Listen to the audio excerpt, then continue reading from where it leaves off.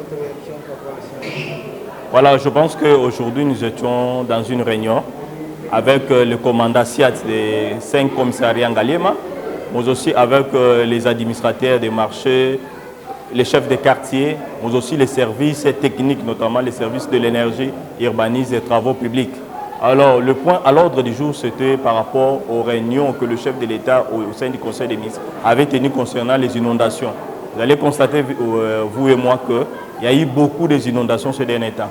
Et au sein du Conseil des ministres, le chef de l'État avait rappelé notamment ces inondations et il avait demandé au VPM de l'Intérieur et au gouverneur de la ville de faire tout pour que la situation ne puisse plus se répéter, qu'il ne puisse plus avoir la recrudescence de ces situations. Et c'est pour cette raison, hier, le VPM de l'Intérieur et le gouverneur de la ville-province de Kinshasa, nous étions au niveau du bâtiment du territorial. Il y avait des points qui étaient inscrits à l'ordre du jour, de trouver des solutions pour s'en sortir, notamment des problèmes des inondations et des éboulements des terres, mais aussi des constructions anarchiques. Alors, concernant notre réunion aujourd'hui, on n'a fait que répercuter tout ce qui a été dit au sein du Conseil des ministres et au niveau du bâtiment du territorial.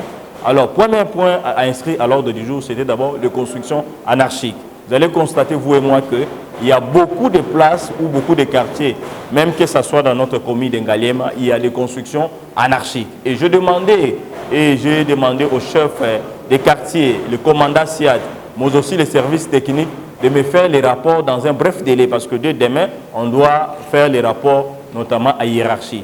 Ça, c'est très important. Mais aussi des ventes des espaces publics, c'est-à-dire quoi? Les espaces verts et les espaces publics qui étaient laissés pour que nous puissions bien respirer. Vous allez constater, vous et moi, que ces espaces-là ont été aussi vendus.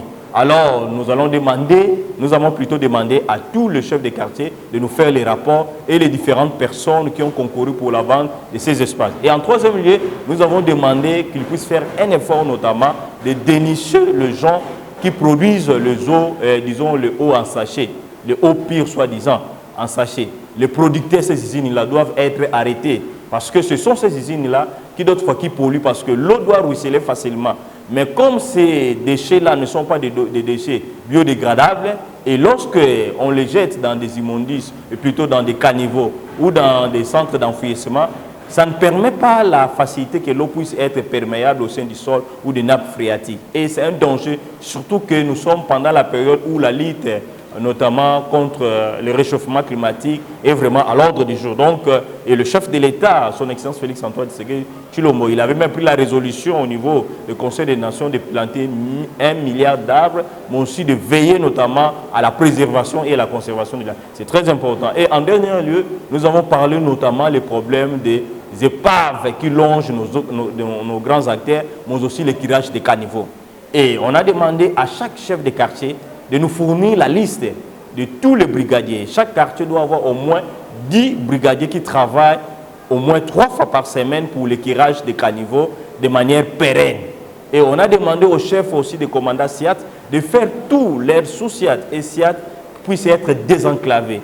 Que ça ne soit pas un parking où ils doivent garder les véhicules, les épaves, mais aussi les motos. Donc, cette décision ne vient que de haute hiérarchie, notamment du chef de l'État. Et je pense que je leur ai dit ceci, on ne sera pas complaisant par rapport à ce qui va être arrêté comme décision dans les différents documents et des propositions qu'on va faire. Comme c'est le numéro 1 qui a parlé, le chef de l'État, nous sommes obligés de les respecter et de ne pas modifier tout ce qu'il a dit.